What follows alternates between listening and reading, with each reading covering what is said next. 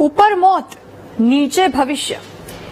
મારી બાજુમાં તમે જે દ્રશ્યો જોઈ રહ્યા છો ને, તે ગુજરાતના ગ્રામ્ય વિસ્તારોમાં શિક્ષણ વ્યવસ્થાના બેહાલ વર્ણવતી વાસ્તવિકતા છે, જેમાં ઉપર મોત બનીને ગમે ત્યારે ધરાશાયી થવાના સંકેત આપતો સ્લેબ છે, અને નીચે ગુજરાતનું ભવિષ્ય તે મોત બનીને લટકી રહેલ છત નીચે ભણી રહ્યું છે.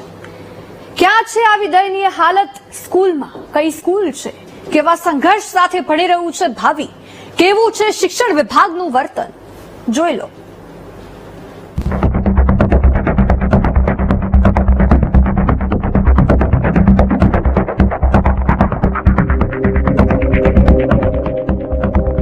માથે મોત, સામે ભવિષ્ય. ઋતુ ચોમાસાની, જવું તો જવું ક્યાં?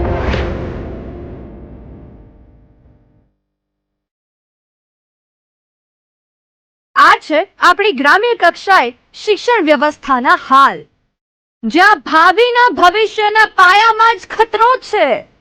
દ્રશ્યો જોઈ બે ઘડી તમે પણ વિચારમાં પડી જશો, કારણ કે વિદ્યાર્થીઓ જે ક્લાસરૂમમાં બેસીને ભણી રહ્યા છે ને, તે ક્લાસરૂમમાં ઉપરથી પોપડા પડે છે.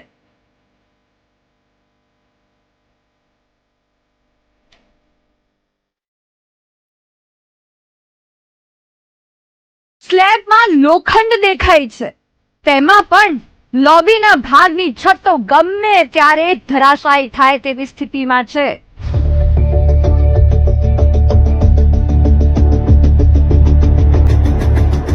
તમે વિચારતા હશો કે આવી સ્થિતિમાં બાળકો ક્યાં ભણવા મજબૂર છે, તો આપને જણાવી દઈએ કે આ દ્રશ્યો કોઈ અન્ય રાજ્યના નથી, પરંતુ આપણા જ ગુજરાતના ઉના તાલુકાના છે.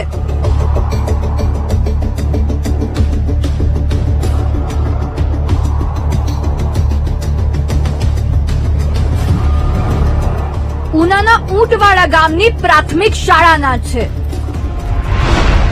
ઊંટવાડા શાળામાં 11 વર્ગખંડ જર્જરિત, 204 વિદ્યાર્થીઓના માથે જોખમ. રજૂઆત કરી પણ શિક્ષણ વિભાગ ઊંઘે છે.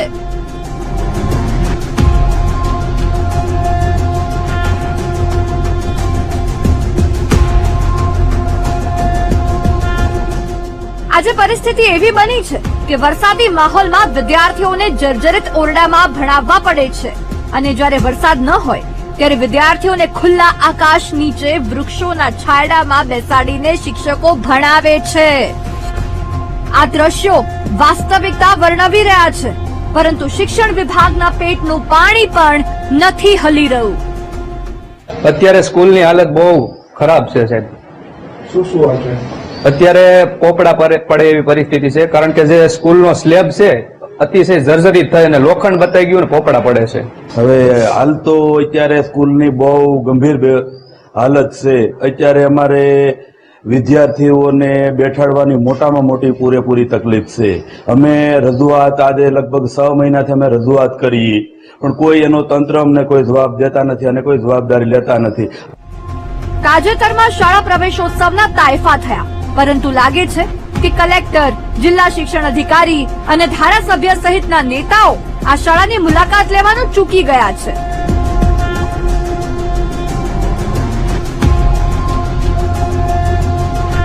બાકી આ દ્રશ્યો તેમને દેખાયા હોત ને, છતાં ન દેખાયા હોય તો આજે અમે તમને બતાવી દઈએ.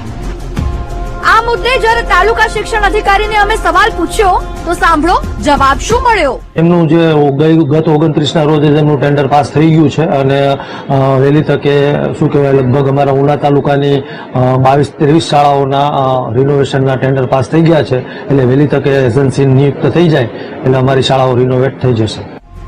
અહીં તો એક જર્જરિત શાળાનો પ્રશ્ન પૂછ્યો, પણ જવાબમાં 22 શાળા જર્જરિત હોવાનું જાણવા મળ્યું. ત્યારે જનતા તંત્રને સવાલ પૂછી રહી છે કે કરોડોના તાયફા પછી પણ શિક્ષણ વ્યવસ્થા કેમ ખાડે છે? ગ્રામ્ય કક્ષાએ કેમ શાળાઓની હાલત ખંડેર જેવી છે? વેકેશનમાં કેમ ઊંટવાડાની શાળાનું રિનોવેશન ન કરાયું? 12 થી 15 વર્ષમાં કેમ શાળાઓના આયુષ્ય પૂરા થઈ જાય છે? શાળાની હાલત પરથી એક વાત તો સ્પષ્ટ છે કે ભ્રષ્ટાચાર ચરમસીમા પર છે. ભ્રષ્ટાચારીઓ ભાવિના ઘડતર માટેના મંદિરને પણ છોડતા નથી. તેવામાં ઊંટવાળાના માસૂમો પર મંડરાતું જોખમ સરકારને અને શિક્ષણ મંત્રીને ક્યારે દેખાય છે તે જોવું રહ્યું. Rakesh Dave, VTV news, Una.